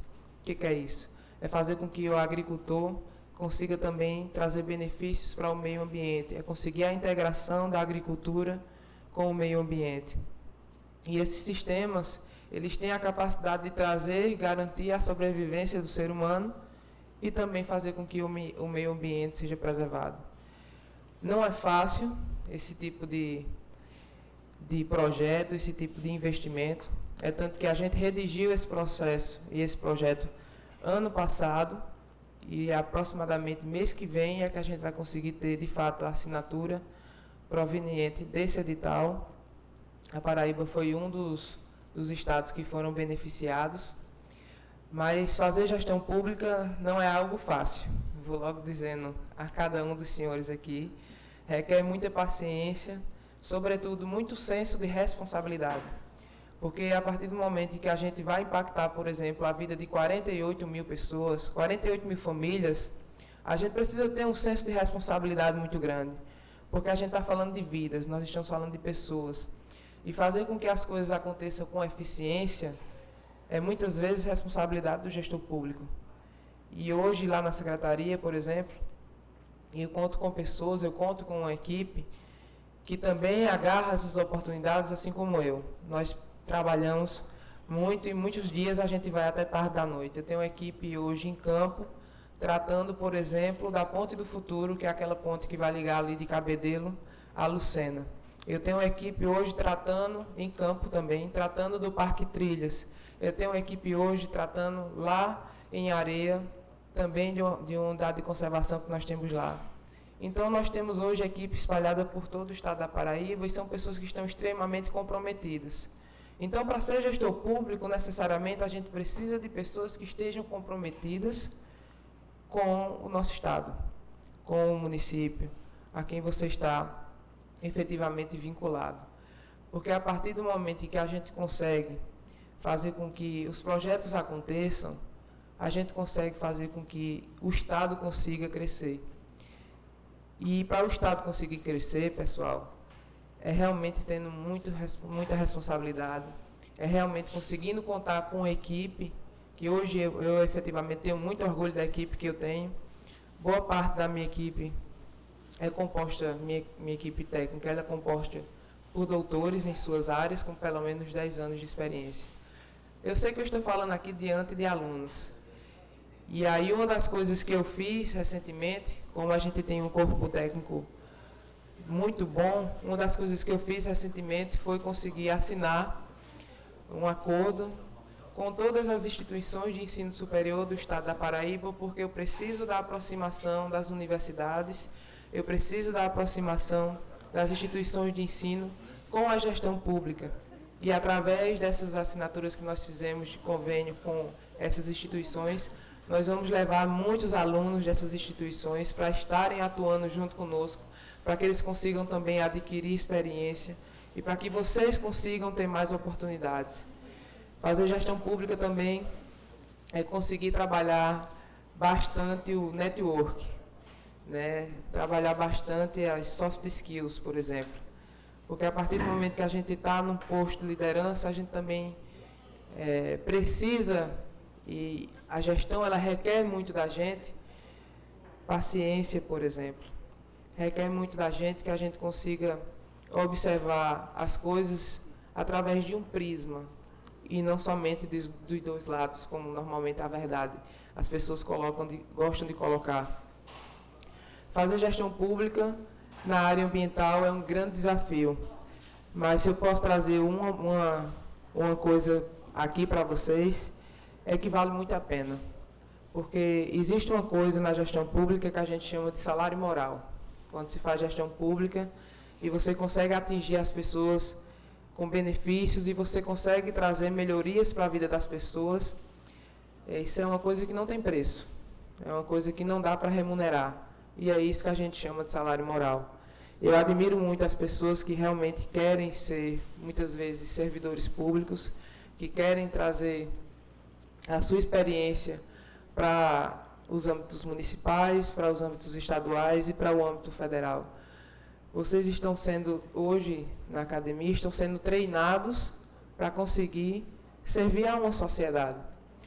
E muitas vezes, eu quero dizer aqui a vocês, muitas vezes vocês vão se dar conta de um momento em que vocês estão trabalhando para levar benefícios, mas também muitas vezes não espere gratidão de que essas coisas possam...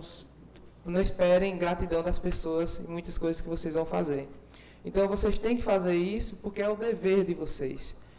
É o meu dever enquanto secretária.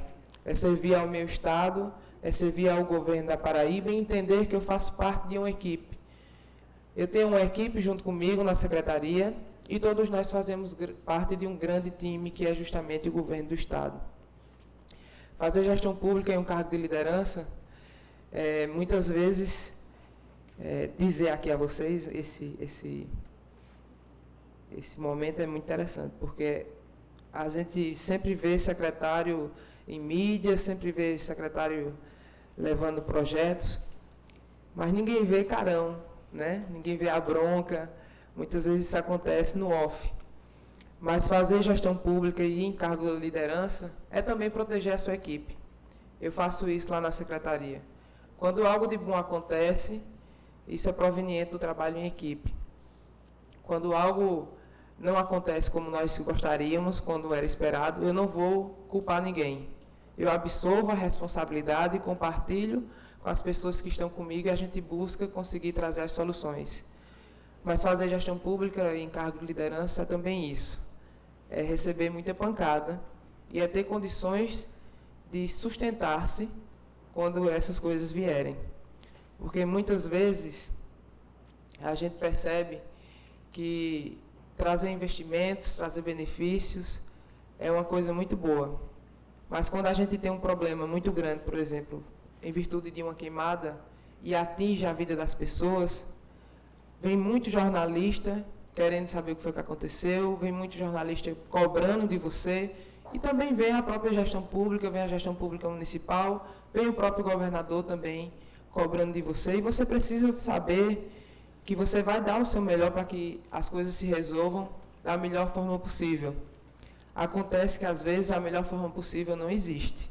Então, você tem que buscar aquilo que traz menos dano à sociedade.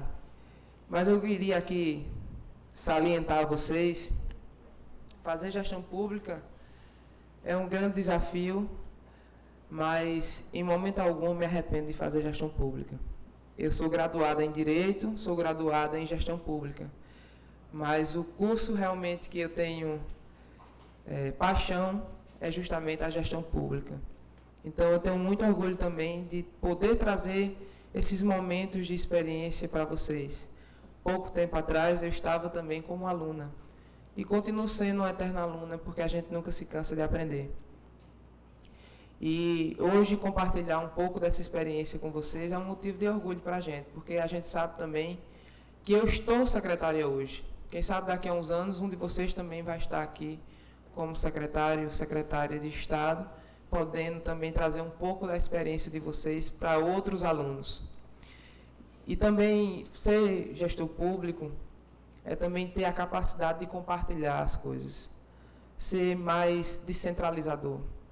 Porque quando a gente centraliza muitas coisas, a gente não consegue dar solução para todas elas. Ter uma equipe que você confia, ela é fundamental, porque você passa a descentralizar as coisas para que efetivamente a gente consiga ter a solução dos problemas no estado da Paraíba, por exemplo. Mas eu gostaria de finalizar aqui minhas palavras dando um incentivo a vocês. A parte acadêmica ela é extremamente importante para que a gente tenha capacidade técnica para assumir os desafios da vida. Mas eu gostaria também de orientá-los a buscar também ter mais desenvolvimento pessoal. A comunicação é uma ferramenta extremamente importante. Construir network é extremamente importante.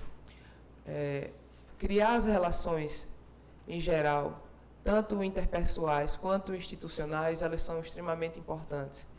Então, busquem também aprimorar-se como ser humano, como indivíduo. Porque hoje a gente procura no mercado de trabalho, e eu falo isso com muita propriedade, que eu sempre estou levando pessoas lá para a secretaria, a gente pede o currículo da pessoa, a gente avalia tecnicamente a pessoa, mas aí a pessoa vem para a entrevista e a gente também avalia as habilidades pessoais dessa pessoa. Porque por mais que uma pessoa tenha um currículo extremamente bom, ela seja excelente, se ela não tiver a capacidade de convivência com outras pessoas, esse tipo de profissional, infelizmente, não vai conseguir estar integrado na gestão pública, porque ela não vai ter condições de ter um convívio em equipe. E a gente precisa também primar pelas pessoas que já estão na secretaria e buscar ter uma convivência mais saudável entre elas. Então, fazer gestão pública é também buscar ter conhecimento técnico, e eu deixar aqui o meu conselho a vocês, que busquem também ter esse desenvolvimento pessoal, porque é um tipo de profissional hoje que a gente tem buscado bastante.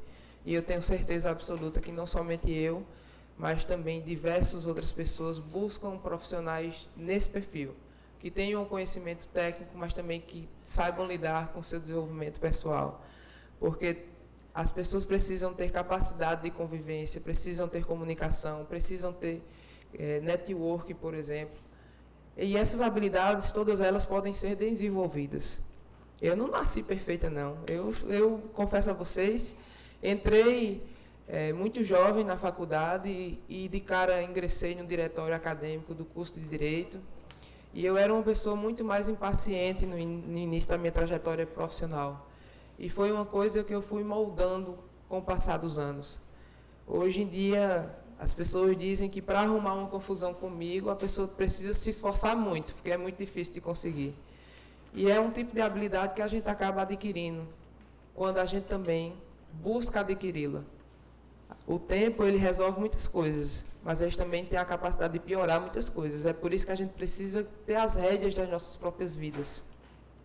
Buscar se aprimorar, buscar ter essas soft skills que a gente fala, buscar também, por exemplo, outros idiomas, que é extremamente importante. Lá na COP a gente só se comunicava em inglês, e esse ano a gente vai ter uma das COPs na Colômbia, onde se fala em espanhol, por exemplo. A outra vai ser na Arábia Saudita e a outra provavelmente no Azerbaijão. E esse ano também a gente tem ainda a Semana do Clima, que vai ser em Nova York. E ninguém fala em português. Então, são coisas como isso, por exemplo, ter o inglês, por exemplo, saber lidar com as tecnologias, que a tecnologia veio para ficar. E a secretaria, por exemplo, eu aposto muito em tecnologia, estou implementando diversos novos equipamentos na secretaria para fazer com que a gestão pública também esteja integrada à inovação e à tecnologia. Então, ter esses outros atributos é extremamente importante. Focar no desenvolvimento acadêmico é importante, mas também ter essas outras habilidades é extremamente importante para que vocês consigam ter um ingresso no mercado de trabalho da melhor forma possível. Eu sei que não era tanto a pauta, né? Era falar também mais sobre desafios, meio ambiente, mas quando eu vejo vários alunos obstinados a galgarem uma carreira profissional de sucesso, eu acho que é sempre bom a gente trazer uma experiência da ótica das pessoas que contratam, né? E eu acredito que essa experiência que eu trouxe para vocês agora pode ajudar, trazer alguma contribuição no desenvolvimento profissional de vocês. Obrigada.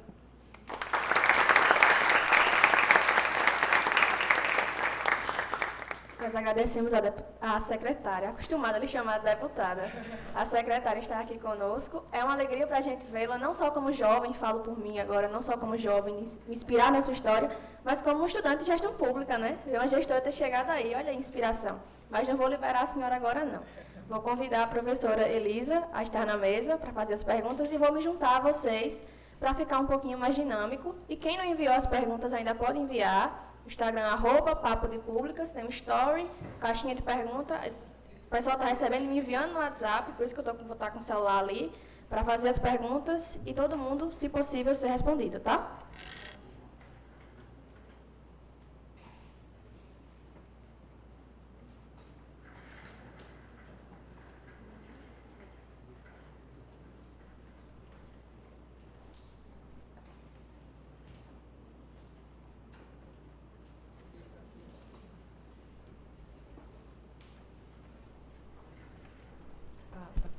Oi? Só para comentar rapidinho, parabenizar também da organização de vocês, viu? Vocês estão muito bem organizados. Já mostrou o exemplo aí de que realmente serão bons gestores públicos. Bom, tem algumas perguntas que são direcionadas e tem algumas perguntas que são para as duas, tá? A primeira pergunta que a gente recebeu foi para a professora. Vocês estão me ouvindo direitinho? Acho que é porque daqui eu não escuto o retorno da aula. Professora, agora escutei. Quão benéfico é a flexibilidade das metas e políticas públicas para o futuro sustentável? Por mais que a maleabilidade ajude a cada nação a adaptar de acordo com a sua realidade, ela também não pode se tornar uma ferramenta para burlar esse futuro? Obrigada. Quer fazer um conjuntinho de perguntas e depois a gente... Então, primeiramente, obrigada pelas perguntas. Uma coisa que eu sinto desses eventos mais modernos, assim, de caixinha de pergunta, eu acho que é bom a caixinha de pergunta, né? Porque às vezes quem tem vergonha, né, de aparecer, enfim, né? Pode perguntar, mas eu sempre brinco que algo que eu fui aprendendo também ao longo da minha carreira, e como professora a gente fala isso, que é melhor ter uma boa pergunta do que a resposta certa, né? Então, a gente, ao longo do tempo, vai aprendendo isso. Eu aprendi com um amigo meu, indo num evento, todos os painéis que ele ia, acabava o painel, ele levantava a mão e fazia pergunta. Aí eu falei, o que você vai perguntar, né? Ele falou, olha, eu me esforço para estar aqui para entregar uma pergunta para a pessoa, porque eu sei que ela pagou para estar aqui nesse evento, e eu quero instigá-la a sair, né, falando que valeu a pena estar nesse evento. E, gente, aí eu comecei a fazer isso.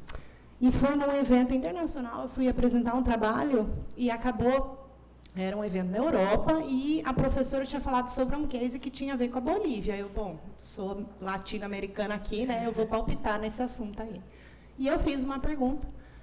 E depois acabou o painel, eu saí. Ela veio correndo atrás de mim e ofereceu para mim uma bolsa para eu estudar lá com ela por conta dessa pergunta que eu fiz, né? Eu não fui, porque na época eu engravidei logo em seguida, mas eu queria falar para vocês que é muito legal a gente fazer pergunta. Eu tenho várias outras histórias, né? Testemunhos sobre perguntas que me levaram longe. A melhor, se você não tem pergunta, é perguntar assim, ó, quanto custou esse projeto? Pronto, essa é uma boa pergunta, que todo mundo fica assim, com vergonha de falar, né? A não ser gestores públicos, que eles têm a obrigação de falar quanto custou o projeto. Mas a academia, né, todo mundo fica meio balançado. Ai, meu Deus, quanto custou o projeto? Mas falar dessa pergunta, então, vamos voltar ao ponto, né? Maleabilidade, né? O quão bom é uma política ser flexível. Veja, a primeira vez que tentaram fazer coisas menos flexíveis, né, em termos de clima, que foi o protocolo de Kyoto, não deu certo. Então, existe toda uma discussão na academia, se deveria envolver todo mundo, ou só os 20 mais poluidores, ou uma coisa que eu sempre falo, a negociação é em termos de emissões em termos absolutos, sendo que eu acho que deveria ser em termos de emissão per capita, né? Como a secretária falou aqui, o Brasil, em termos de emissões, a gente está bem, né? Assim, se for ver em termos per capita. Né? O Brasil não teria um problema, a gente tem uma matriz energética limpa, etc. Né? Mas, então, institucionalmente falando, e no âmbito internacional, a questão de ser muito rígido e muito flexível falhou. Né? Se você não tem os principais poluidores dentro da mesa de negociação, você não tem nada. Então, Paris foi bom, realmente, perto do que precisa. A gente pode falar que não, mas, ao mesmo tempo, mobilizou a secretária, na época, que era a Cristina Filguer, se eu não me engano, né? Acho que a secretária, ela verbalizou isso. Tem coisa que não existe a melhor solução. Né? Então, foi feito ali, olha, cada um vai contribuir o que pode. E, realmente, as metas, elas são flexíveis. Isso tem esse aspecto, né, de que é um pouco de conveniência, mas existe uma prestação de contas, existe uma sociedade civil que pode cobrar, existe, né, um engajamento institucional, né, que existe até um artigo bem famoso do Barack Obama, na época que o Trump tinha sido eleito, e existia toda essa discussão, nossa, né, o clima internacional vai voltar para estaca zero, não sei o quê. E o Obama publicou na Nature um paper falando que, olha, eu acredito que o start que a gente conseguiu gerar na sociedade, ele falou, eu acho que é o suficiente, é como se fosse aquela pequena onda que vai crescendo, né, uma bola de neve, que chega uma hora que não precisa mais da política conduzir o processo, né? Então, como gestor público, né, os problemas são tão grandes, e na área ambiental é isso, que por isso que precisa também envolver a questão da cultura, a questão da educação. Porque não vai ter como resolver tudo. Então, um dos papéis é justamente levantar a bandeira para que, né, a sociedade, entidades privadas, né, atores de sociedade civil, eles conduzam o processo. Né? Então, voltando ao ponto, né, da política ser flexível ou não. Eu acho que, do ponto de vista internacional, né, considerando a soberania dos países, você não tem ninguém no âmbito internacional para fazer o enforcement, né, cobrar, que nem se tem no âmbito nacional. Internacionalmente não existe isso. Então, foi uma das melhores estruturas institucionais que se conseguiu chegar. Né? E eu desconheço, né? Então, todos os cases de sucesso que a gente tem na agenda ambiental internacional, geralmente são acordos que permitem essa flexibilidade que a gente chama até de plástica, sabe? Plástica no sentido assim, é um pouco maleável, mas também não é totalmente flexível para poder cada novo governo ter uma nova meta, não é isso, certo? Acho que é isso. Ele tem ele é vinculante, mas tem um pouco de flexibilidade. A próxima pergunta para a secretária. Qual o principal desafio ambiental da Paraíba e qual a medida ou política que a secretária está tomando para combater ou resolver ele? Olha, o principal desafio que nós temos hoje aqui no estado da Paraíba é justamente conseguir preservar a caatinga, né, o nosso bioma. E nós estamos fazendo diversas ações, inclusive através de articulação do governo do estado, por exemplo. Nós tivemos o primeiro parque nacional aqui no estado da Paraíba, que são 60 mil hectares, ou seja, é uma área de preservação, é uma área que não pode ser danificada, não pode ser suprimida. E quanto ao governo do estado, nós também temos outra área de preservação, outra unidade de conservação que está sendo criada lá no Alto Sertão Paraibano. Mas, concomitantemente isso, nós estamos trabalhando, por exemplo, como a professora falou, a questão da educação ambiental, que é extremamente importante. Outro problema que nós temos sério aqui no estado da Paraíba também é a questão dos resíduos sólidos. E essa é uma questão interessante porque a competência de gestão dos resíduos sólidos é municipal. Mas, em virtude das provocações que nós estamos sofrendo enquanto governo do estado, nós também estamos tomando algumas ações e nós estamos construindo 15 galpões, unidades de triagem e transbordo espalhadas pelo estado da Paraíba, para que a gente consiga retirar o que de fato pode ser reciclado e ir para o aterro sanitário apenas o que é rejeito. Então, são duas problemáticas que nós temos aqui no estado da Paraíba e essas duas soluções que nós também estamos trazendo. Agora, para a professora. No mundo onde os organismos multilaterais estão tão enfraquecidos, existe algum fórum ou arranjo internacional que desponta com a atuação nesse fórum ambiental? Existe também alguma medida efetiva dele que possa ser dada como exemplo? Se não tiver, a senhora fala que não e a gente vai ter que estudar para desenvolver. O multilateralismo, né, tá em xeque aí. Reunião ministerial da OMC e todo mundo meio que, né? O Brasil vai. O Brasil está engajado na agenda internacional, né? Veja, o PNUMA, né, que é o Programa da ONU para o Meio Ambiente, ele teve até uma discussão em algumas Rio+20, eu acho, se ele deveria virar uma organização internacional, né? Porque hoje ele é uma agência ligada à ONU. Qual é a diferença? Bom, se ele ganhasse o status de organização internacional, ele ia ter um orçamento maior, né? Ia ter mais agência mesmo. Então, como um programa ligado à ONU, ainda continua ali vinculado, né? Não tem não tem um CNPJ, né? Não vai ser um organismo propriamente dito. E isso, para muitos, foi considerado um retrocesso, né? Porque a ideia é que, se meio ambiente é uma questão tão importante, então também deveria haver, né, uma organização internacional do meio ambiente, ou para o meio ambiente. Então, hoje, os grandes acordos internacionais, eles acontecem, as negociações desses grandes acordos, eles acontecem no âmbito da ONU, certo? E qual que daí é o final da pergunta? Desculpa.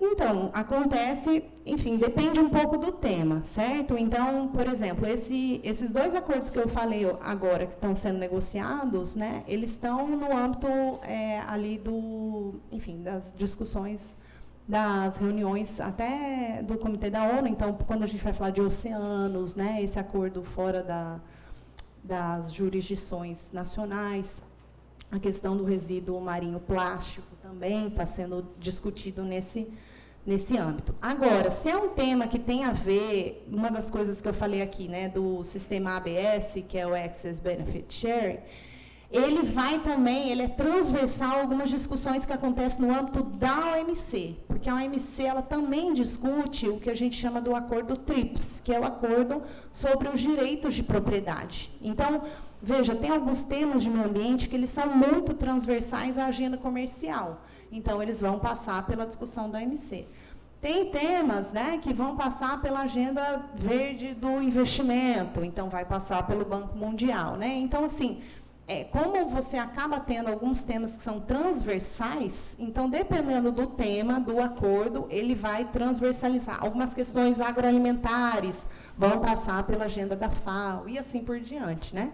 Agora, uma organização multilateral do meio ambiente, ela não existe hoje, e essas negociações, elas são intermediadas ali no âmbito do PNUMA. E aí eu recebi informação de que essa é a última pergunta. Tem algumas perguntas a mais, mas a gente pode intermediar isso com o tempo. Eu posso falar de Rafaela, que eu tenho contato no Instagram. Ela responde direto. Ela e a equipe dela. Então, né, quem quiser deixar suas perguntas aí que não deram tempo de fazer aqui. Mas a última pergunta é para a secretária. A secretária falou no engajamento dos municípios. Existe algum indicador ou ranking dos municípios mais ambientalmente sustentáveis? Ou existe algum selo ou prêmio para esses municípios que têm iniciativa na redução de impactos ambientais? Isso é uma das políticas públicas que nós vamos instituir, acredito eu, com a anuência do governador na Semana do Meio Ambiente, que é justamente esse ranqueamento dos municípios. Mas a gente quer também trazer isso para o âmbito privado também, através das empresas, quais são as empresas que têm mais práticas sustentáveis, quais são as empresas que realmente respeitam o meio ambiente, e também trazer mais informação para as pessoas, por exemplo, com relação a greenwashing, que é uma prática que a gente tem visto muito no nosso país, que é justamente lavar a empresa como se ela fosse uma empresa sustentável, mas de fato não o é. E aí a gente está trazendo isso e instituindo isso no governo do estado da Paraíba, para não somente incentivar o privado, mas também incentivar o público, né? Com relação aos municípios, a gente tem trabalhado também uma política de descentralização dos licenciamentos ambientais, que para a gente é extremamente importante que os municípios consigam também fazer os seus licenciamentos, porque a gente aqui no governo do estado, nós temos uma grande demanda de licenciamentos que poderiam estar nos seus municípios. E é bom para o município também que eles consigam ter essa autonomia. Nós estamos fomentando isso, capacitando servidores e também prestando auxílio técnico para que esses municípios consigam efetivamente ter uma política pública de meio ambiente instituída em seus respectivos municípios. Rapaz, eu vou ter que responder direct depois, né? Eu vou aproveitar a fala da professora, que ela disse que aproveitar a oportunidade para fazer uma pergunta também à secretária. Com relação a esse engajamento, meu nome é Felipe Jardim, sou aluno de gestão pública, graduando, e com relação à questão da comunicação institucional, né, da relação da Secretaria de Meio Ambiente com os municípios, que a gente nota, você falou de um corpo muito qualificado realmente que o Estado tem, mas a dificuldade de alguns municípios, a gente tem 223 e muitos não têm equipe adequada para estar fazendo, e por isso eu acho que essa dificuldade que alguns têm de conseguir licenças, se autofinanciar para fazer as licenças municipais. E aí, nesse sentido, como é a relação institucional do governo do estado com os municípios, se existe alguma parceria ou alguma coisa no intuito de qualificar os municípios para estarem fazendo esses licenciamentos, e também a relação institucional da secretaria com os demais órgãos do governo do estado, como você falou, superintendência, né, de meio ambiente, até outra secretaria que queira alguma questão voltada, principalmente acho que desenvolvimento econômico, que atrai investimentos de fora, e como é que é essa relação? A gente teve agora algum problema com relação a isso, com o pessoal que vinha da China, e essa questão, assim, se existe uma comunicação interna das pastas do governo e também com os municípios, né? Sim, existe, e praticamente é o meu dia a dia. É justamente fazer essa interlocução com as outras secretarias. Praticamente tudo acaba tendo meio ambiente, como a professora falou, é uma pasta que realmente tem muita similaridade com outras secretarias do Estado. A gente tem efetivamente diálogo com diversas outras secretarias, inclusive hoje pela manhã eu estive lá na SUDEMO, porque eu sou presidente também do Conselho Estadual de Meio Ambiente, que é lá que a gente aprova as licenças, sobretudo as licenças que são provenientes de grandes impactos ambientais. E também, agora antes de vir para cá, estive lá no Procas também, que é ligada à Secretaria de Agricultura Familiar. Amanhã tenho com desenvolvimento econômico, sexta-feira com infraestrutura. Então, assim, meu dia a dia é justamente fazer essa interlocução com outras secretarias, sobretudo porque a gente está tão interconectado, as questões ambientais estão tão interconectadas que a gente precisa ter esse diálogo posto, porque às vezes a gente traz a ótica do meio ambiente, a educação traz a ótica da educação, e aí a gente consegue colocar essas questões na mesa e conseguir ter um direcionamento adequado. E com relação aos municípios, por ter essa carência técnica, a gente disponibiliza no Estado a profissionalização dessas pessoas, né, a capacitação delas.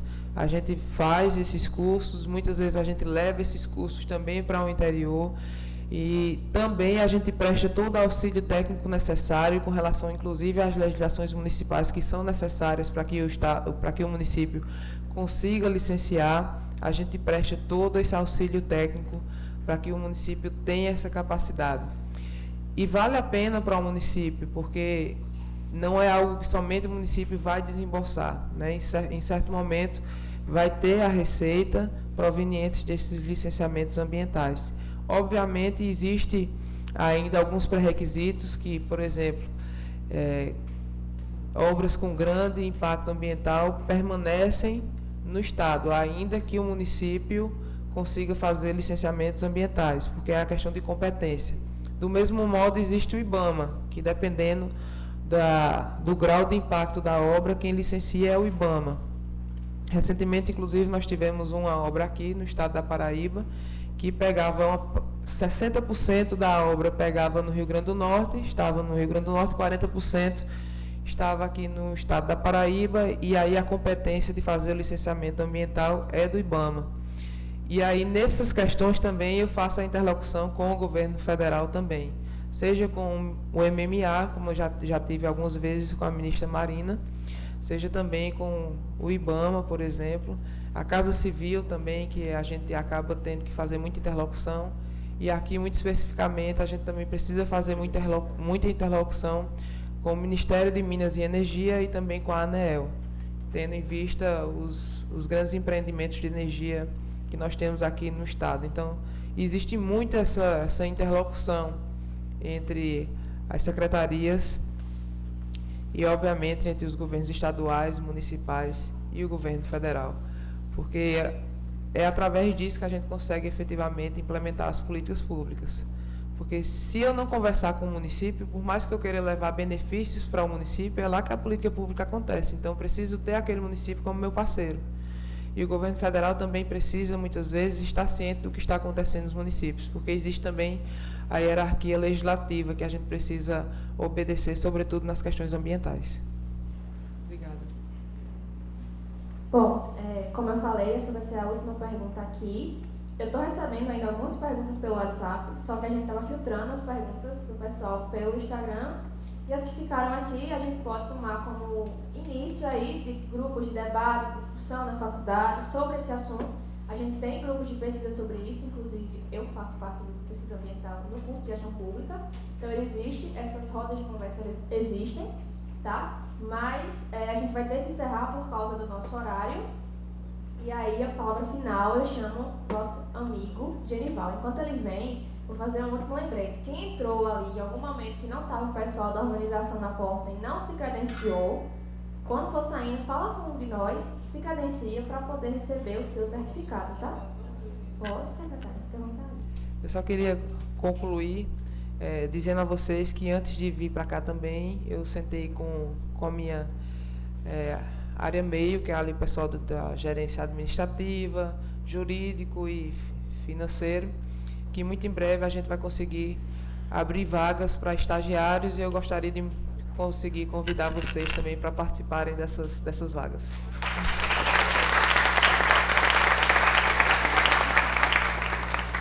Também queria agradecer, né, parabenizar novamente todos os envolvidas nessa iniciativa, desejar também bons trabalhos para vocês, também falar que eu estou à disposição lá na UFPB, tá, gente? O pessoal tem meu e-mail aí, qualquer discussão, conversa, certo?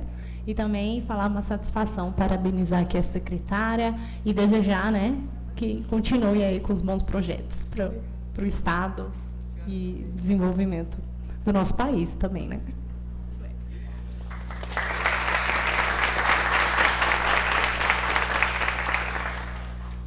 Boa tarde a todos. Obrigado, Felipe. Senhoras e senhores, dizer que hoje o Papo de Públicas ele saiu da roda de debate que era na sala de aula, né? E se torna hoje o maior evento do Campo de Públicas da Paraíba, chegando à sua segunda edição com a marca de excelência e comprometimento dos nossos discentes. Assim, gostaria de expressar nossa profunda gratidão a todos os envolvidos que contribuíram para o sucesso deste evento. A secretária Rafaela Camaraense, a professora Elisa, né? Ao Dr. Marcos Vinícius, que precisou se ausentar, ao secretário Neto, dizer que foi um evento incrível, né? De compartilhamento, conhecimento, discussões produtivas e colaboração. Nosso muito obrigado pela excelência na condução desses eventos. Aos discentes e docentes do curso de Gestão Pública da UFPB, ao Departamento de Gestão, o nome do professor Flávio Perazzo, da professora Glenda, o evento não teria acontecido se pela dedicação e a participação de cada um de vocês. Cada palavra, cada debate, cada troca de ideias foram fundamentais para enriquecer o nosso entendimento dos desafios que iremos encarar enquanto gestores públicos.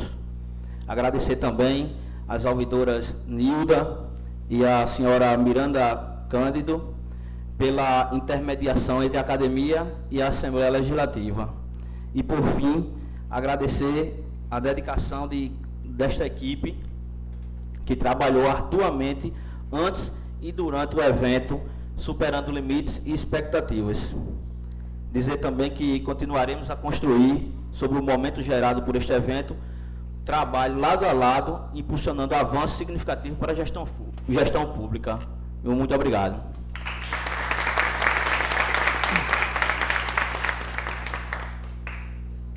Agora, antes de encerrar o evento, a gente convida algumas das pessoas da comissão de organização para poder fazer a entrega de um presente às palestrantes e à mediadora do nosso evento. Elismar, Clara, Kathleen podem ir chegando. E aí a gente pede que o público se mantenha no lugar para que a gente possa tirar uma foto partindo lá de cima e que posteriormente também nós nos posicionemos aqui na frente para que a gente possa tirar uma foto com todos que participaram do evento. Nós tivemos algumas ausências, questão de tempo, o pessoal precisou sair, mas ainda estamos em grande número. Então é importante que a gente tenha esse registro e até a próxima. Podem ter certeza que o Papo de Públicas vai continuar e a nossa expectativa é de expansão. Muito obrigado.